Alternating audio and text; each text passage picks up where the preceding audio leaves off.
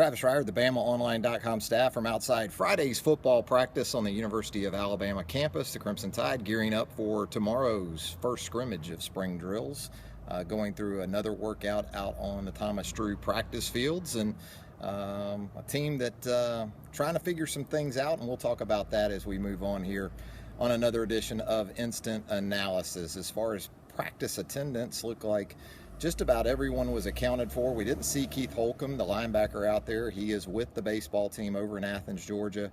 Had a 3-hit night last night in the Crimson Tide's 10-7 win over those Georgia Bulldogs in 13 innings. He'll play baseball again tonight. Expected to be back, though, for tomorrow's scrimmage at Bryant-Denny Stadium. So with that, we saw the linebackers doing some different things in conjunction with the secondary, some prep work for that scrimmage. Obviously, a lot of nickel and dime situations that come about in these scrimmages and in the fall, more importantly. But saw some guys in there, both at the linebacker positions and secondary positions of note, specifically, as you might expect. Reuben Foster in the middle of that defense, both in what looked to be the nickel and dime packages. He was joined some, though, by on the inside by Ryan Anderson, an outside linebacker who has worked inside some in the past, but maybe with Holcomb playing baseball this weekend, he's going to get a few more looks on the inside in some of those sub packages. Again, these are nickel and dime packages, not the base stuff that they like to do. In that situation, he'll be back at the outside linebacker spot. But as far as the secondary goes, pretty much status quo. Got a little bit of an idea of some guys that they're really working with at both the corner and safety positions. At corner, Minkah Fitzpatrick, Marlon Humphrey continue to be the two guys that look like they're up top with that group. But in some of the nickel stuff, some of the dime stuff, we did see Anthony Averett, the program veteran, come onto the field and work some at the corner spot, with Minkah Fitzpatrick going inside to the nickel. Also at safety, Eddie Jackson in a very limited role once again, but Ronnie Harrison out there. Maurice Smith, another veteran, still very much in the mix at safety. And also Hootie Jones, a guy that's been a little bit of a forgotten player.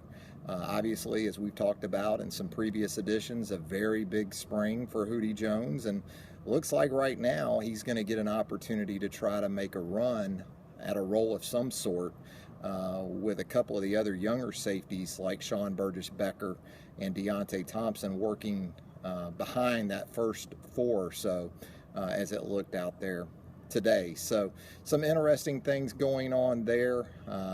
When you look at what this team returns defensively in some of the packages we're talking about, obviously guys like Dalvin Tomlinson, Deshaun Hand have played big roles. Rashaan Evans obviously has. Jonathan Allen still limited, so won't be a part of things tomorrow during the scrimmage, but plenty of firepower.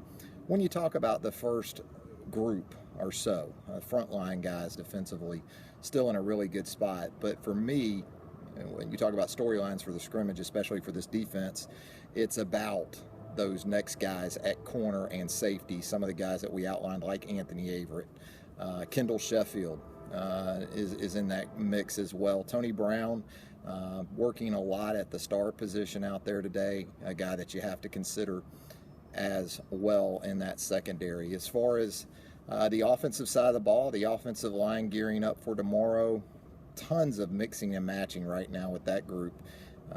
We've seen Lester Cotton at left tackle today, Corin Curvin at left tackle today. We saw Corin Curvin at left tackle with Lester Cotton at left guard. Saw some Bradley Bozeman at center today.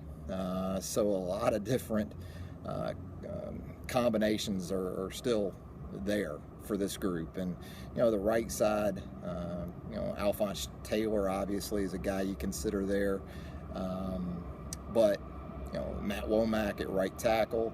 Curvin has played on both sides, so we'll see how it kind of goes here in the next day or so, in the next week or so actually. But some different looks from that offensive line today, and I did think it was interesting that we saw Curvin and Cotton together on the left side. Ross Pierce-Baker still working at center. Bozeman getting some snaps there along with J.C. Hassenauer. So they have a lot of versatility, it looks like, with this offensive line. And as we've noted before, this is without Cam Robinson in the mix. Another big storyline, obviously, for tomorrow, the quarterback position. I've heard buzz about 3 guys to this point, so you can take that for what it's worth. I've heard some good things about David Cornwell. We've heard those things from Nick Saban himself. Also have heard good things about Jalen Hurts, the true freshman, but more so the 3 vets, the 3 guys that have been around for a year or two at least now. Blake Barnett, Cooper Bateman, David Cornwell. So a lot on the line beginning tomorrow for those 3, and I think Hurts will get plenty of work too, but at some point you're going to start to see probably not in the very near future, but maybe towards the end of spring, 3 guys at least, maybe even 2 perhaps, that start to emerge, but a couple of scrimmage opportunities coming up.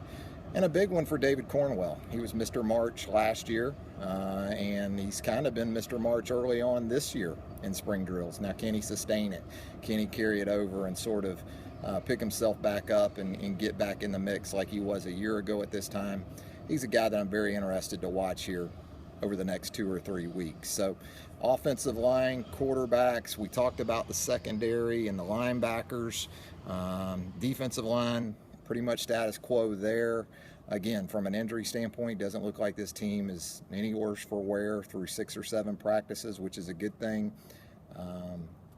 And that's about what you want right now. You just don't want to lose guys this time of year, and they look like they've been able to avoid that to this point. Now, a busy weekend around here. You got the regional gymnastics meet here at Coleman Coliseum, just to my right over here. Tomorrow afternoon at 4 p.m., Dana Duckworth's team looking to advance, and has been very good at that in that round in the past. So if you can, get out and support the UA gymnastics team at 4 o'clock. You got baseball, again, game 2 over in Athens tonight. Trying to win that series, win its 3rd straight SEC series to start the season if they can get a win tonight or tomorrow against the Georgia Bulldogs. Huge series for the Alabama softball team down in Gainesville. You talk about 2 heavyweights in that sport, Florida and Alabama. That's as big as it gets. And Patrick Murphy's team looking to sort of shock the softball world right now, because the Gators are 33-1 and 8-1 in the SEC. So a tall task, big task for Pat Murphy's team as they head down to the state of Florida and begin that series here in just a little bit, actually. Game 1 set to begin down there in Gainesville here shortly. So a lot going on this weekend. We'll obviously keep you posted. Got video from practice coming up, a photo gallery. Charlie Potter's practice report will be coming up as well, and a whole lot more. So keep it right here on BamaOnline.com as we take you through the weekend and continue on through 2016 spring football drills.